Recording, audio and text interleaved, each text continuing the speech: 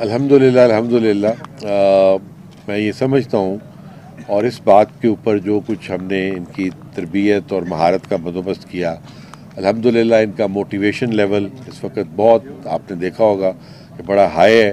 और आपने ये भी देखा होगा, जिस तरह मैंने आपको सिर्फ चंद वाक़यात बताए कि जितने भी पुलिस के ऊपर अटैक हुए हैं मुकाबले वाले, हर अटैक जो है इस अल्हम्दुलिल्लाह खैबर पख्तूनख्वा पुलिस ने उसको पसपा किया है।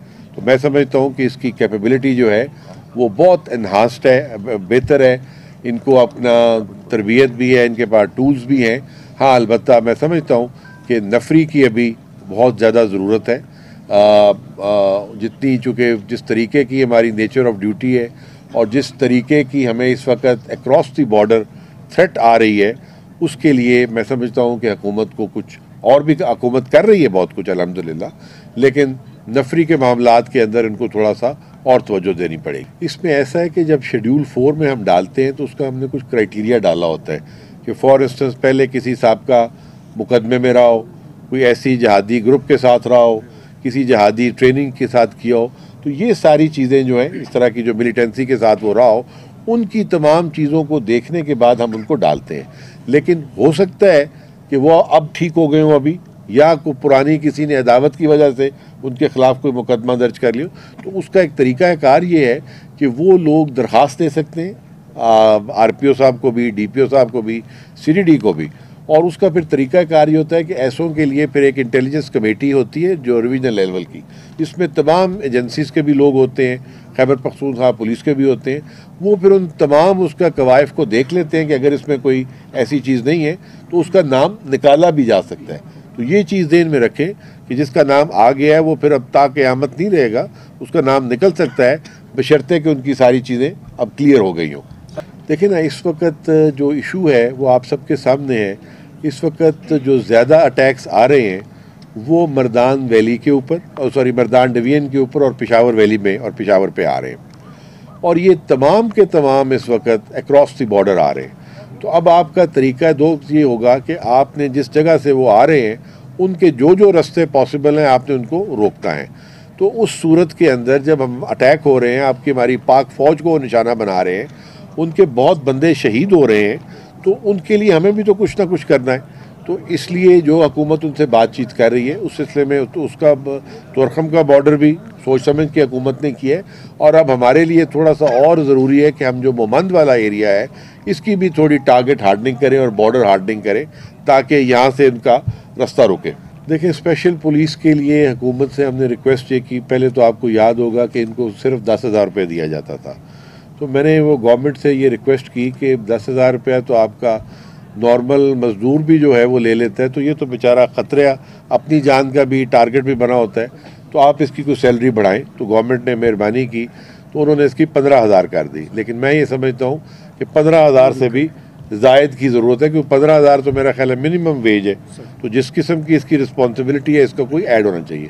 तीसरा, मैंने उनसे ये रिक्वेस्ट की है कि आप इस फोर्स को, जो पोस्टें हैं उनको रेगुलराइज़ करें, ताकि उन पोस्टों के अगेंस्ट जो रेगुलराइज होगा तो एक हम पढ़े लिखे भी लड़के ला सकेंगे, उनकी ट्रेनिंग भी करा सकेंगे, ताकि वो सूबे के लिए वो बेहतर साबित हो। गवर्नमेंट ने वादा तो किया हुआ है अभी अल्हम्दुलिल्लाह सारी चीज़ें जो हैं। हाँ, अलबत्ता ये शुरू में हमने ये किया था कि गवर्नमेंट का चूँकि प्रोसेसेस होते हैं बहुत लंबे, और वो इतने लंबे प्रोसेसेस होते हैं कि वो एक आदमी जा चुका होता है तब जाके पता लगता है कि हुआ है। हमने उसको थोड़ा सा हट के ये किया कि हमने पहले चीज़ें बनाई और बनाने के बाद हुकूमत को कहा कि अब आप सामने देख लें कि मौजूद है, तो इसको आप रिकग्नाइज़ करें। अब ये जितने भी स्कूल हैं ये पुलिस एक्ट में लिखे गए हैं इनके नाम, खाली अब नोटिफिकेशन की भी रिक्वायरमेंट नहीं है। ये नया जो पुलिस एक्ट है हमने उनमें भी इनका नाम लिख दिया। सो ये अभी आ जाएगा, हम मरहलावार जो है वो आ जाएंगी सारी चीज़ें। लेकिन हमने कहा एक दफ़ा बुनियाद डाल दें तो उसके बाद हमारत भी इंशाल्लाह दूसरी भी खड़ी हो जाएगी, क्योंकि ये अब कानून का हिस्सा बन गए। जी, जेल वाला आप दुरुस्त कह रहे हैं।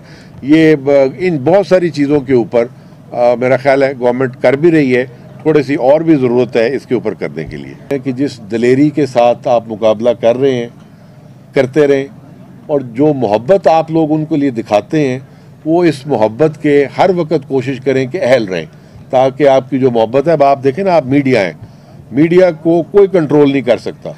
मीडिया आपकी, अभी आप बैठे होंगे ये कुछ बातें और कर रहे होते तो 2-3 सवालात आपने ऐसे करने थे कि सर वहाँ भी ये वाक़या हो गया, यहाँ भी वाक़या हो गया।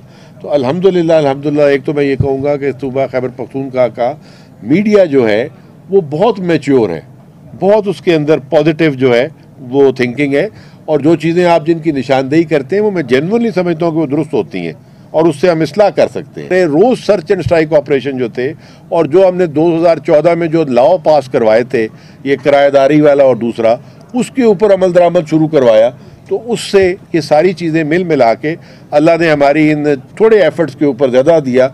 आज अल्हम्दुलिल्लाह इवन 2017 जब सबको ये खदशात और हैं कि ये बहुत दोबारा लहर आ गई है, आई हुई है लहर, इसमें कोई शक नहीं, लेकिन आज भी आज की तारीख में 2017 जो है अगेन पिछले 7 सालों के निस्बत से अभी भी लोएस्ट है, ना सिर्फ इंसिडेंट्स में बल्कि इवन कैजुअल्टीज़ में भी। अच्छा, आपने 2 सवाल किए, दोनों बड़ी रेलिवेंट सवाल हैं। एक सवाल का जो आपका, तो वो तो मैं कहूँगा कि उसको आपको हाईलाइट करना है, मैं अपनी जो कोशिश है वो कर रहा हूँ।